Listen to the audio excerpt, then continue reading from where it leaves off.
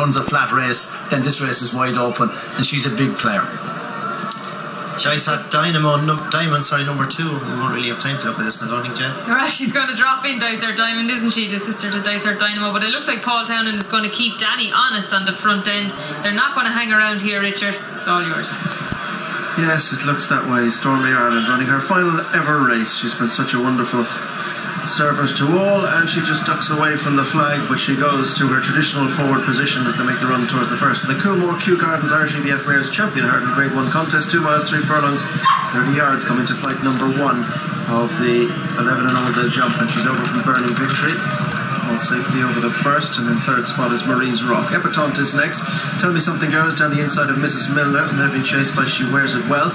Politesse is last but 1, and Dice Art Diamond is last of the group. But Stormy Ireland already out over flight number 2 and making the bend that brings them in towards the straight. She's bidding to match Annie Power in 2015 and Benny Didieu in 2019 as dual winners of this race. She, of course, Stormy Ireland, is last year's winner. Being chased in second by Burning Victory, the mount of the champion jockey Paul Townend, and in third is Marie's Rock and Nico de Boinville. Epatante and Aidan Coleman's on the stable companion back and forward. Just behind these, Tell Me Something Girl and Rachel Blackmore in the Honeysuckle Silks. Successful yesterday, of course. We'll have another grade 1. Then towards the near side is Mrs. Milner, the man of Brian Cooper. He rode a winner yesterday too on Scarlet and Dove. That was his 41st of the season.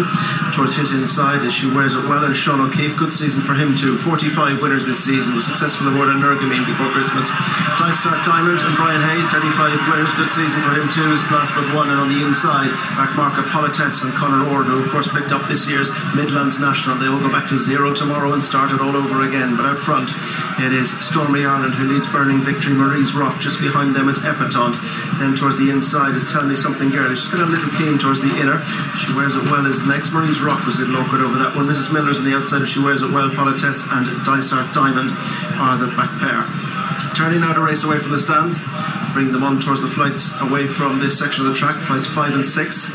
And out front, as they go to it, Stormy Ireland over from Burning Victory.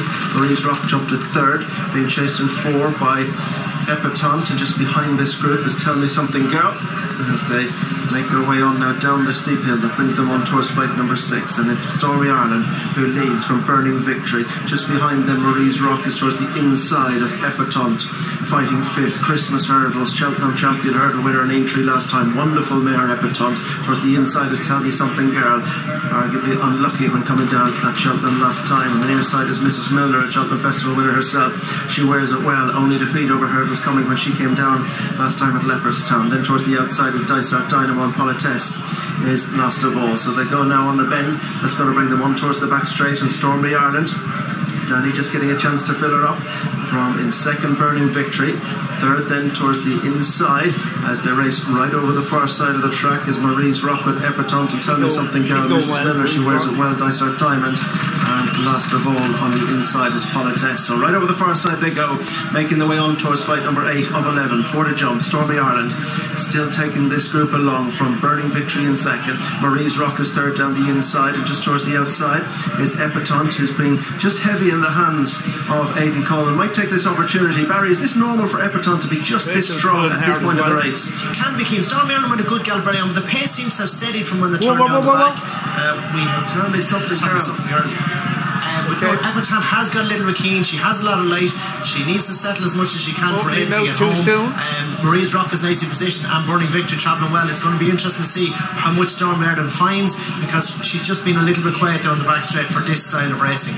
Well, I can tell you, Tell Me Something Girl and Rachel Blackmore have both fallen and got up since I spoke to you, Barry. They took a fall there, but they're both up and happily away. Well, I doubt she's too happy, but she's away in any case. It's Stormy Ireland who goes towards the first of the flights, bringing them back towards home. Now Danny's beginning to up the tempo from Epatante on the outside of Burning Victory and Marie's Rock. Mrs. Milner's ridden. She Wears It Well is just in behind them. They're being followed by Politesse and Dice Art Diamond. The flight before the turn in, 2 from home, and it's Stormy Ireland. Oh, she's quick in front from in second spot on the inside Marie's Rock. Now Epatante is asked to go in pursuit. Burning Victory is next. Then She Wears It Well. Mrs. Milner clear from Politesse and Dice Art Diamond, but stretching off the turn is Stormy Ireland. She has them all at it now. Marie's Rock, Epatante being followed on the inside by She Wears It Well, who hasn't lost an inch, and Stormy Ireland on her swan song has the advantage. The Nicky Henderson pair are hard at work. Epatante, Marie's Rock, and then just behind these Burning Victory, she wears it well is next, Mrs. Milner and Politesse. But to the final flight she goes with the advantage. Stormy Ireland. Now they're coming at her. It's Stormy Ireland from Marie's Rock, and Epatante is coming on the near side. And it's Stormy Ireland with Marie's Rock and Epatante. She needs the line. Marie's Rock has burst through in the centre.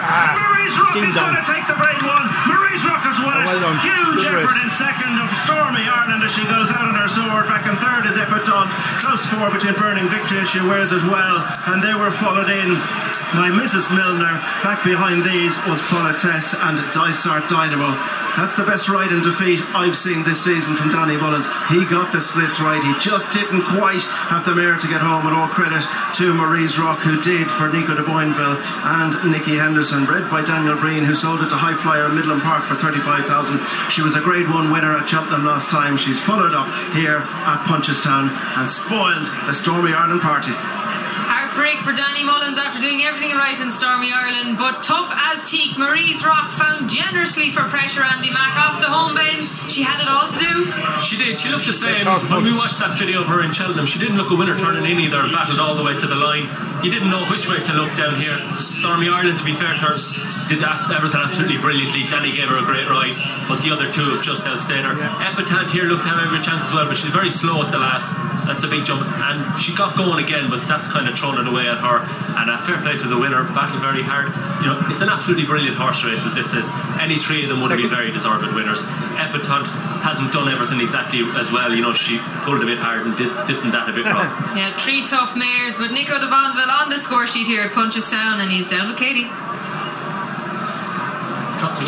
Nico, that was absolutely brilliant. She is tough.